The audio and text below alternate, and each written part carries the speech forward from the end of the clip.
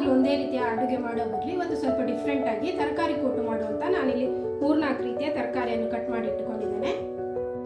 ಇಲ್ಲಿ ನಾನು ಗೆಡ್ಡೆಕೋಸು 2, ಸ್ವಲ್ಪ ಬೀನ್ಸು, ಆಲೂಗಡ್ಡೆ 2 ಕ್ಯಾರೆಟ್ ಕಟ್ ಮಾಡಿ ಇಟ್ಟುಕೊಂಡಿದ್ದೇನೆ. ತುಂಬ ದೊಡ್ಡದಾಗಿ ಕಟ್ ಮಾಡೋದು ಬೇಡ. ಹಾಗೆ ಅರ್ಧ ಕಪ್ಪಿನಷ್ಟು ತೊಗರಿಬೇಳೆ ತೊಳೆದು 1 ಗಂಟೆ ಮೊದಲೇ ನೆನೆಸಿಟ್ಟಿದ್ದೆ.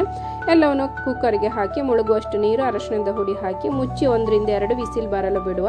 ಈ ಸಮಯದಲ್ಲಿ ಇದಕ್ಕೆ ಮಸಾಲೆ ತಯಾರಿಸೋಣ. ಬಾಣಲೆಗೆ ಸ್ವಲ್ಪ ಎಣ್ಣೆ, 7ರಿಂದ 8 ಬ್ಯಾಡಗಿ ಮೆಣಸು, 1 ಟೇಬಲ್ ಸ್ಪೂನ್ ಅಷ್ಟು ಕಡಲೆಬೇಳೆ ಮತ್ತು ಉದ್ದಿನ ಬೇಳೆ, 8ರಿಂದ 10 ಕಾಳು ಮೆಣಸು ಹಾಕಿ ಬೇಳೆ ಕಲರ್ ಚೇಂಜ್ ಆಗುವಷ್ಟು ಇದನ್ನು ಫ್ರೈ ಮಾಡಿದ ಮೇಲೆ ಕೊನೆಯಲ್ಲಿ 1 ಟೇಬಲ್ ಸ್ಪೂನ್ ಅಷ್ಟು ಕೊತ್ತಂಬರಿ ಬೀಜ ಹಾಕಿ ಕೈ ಆಡಿಸಿ ಗ್ಯಾಸ್ ಆಫ್ ಮಾಡಿ.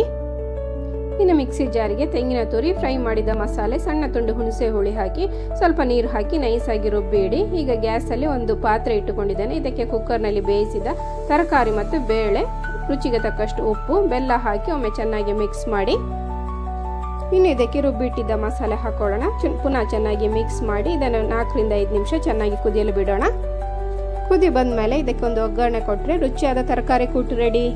ಇದು ಅನ್ನಕ್ಕೆ ತುಂಬ ರುಚಿ, ಹಾಗೆ ಚಪಾತಿ ಪೂರಿ ರೊಟ್ಟಿಗೂ ಒಳ್ಳೆ ಕಾಂಬಿನೇಷನ್. ರೆಸಿಪಿ ಹೇಗಿತ್ತು ಅಂತ ಕಮೆಂಟ್ ಮಾಡಿ. ನಮಗೆ ಸಿಗೋಣ. Thank you.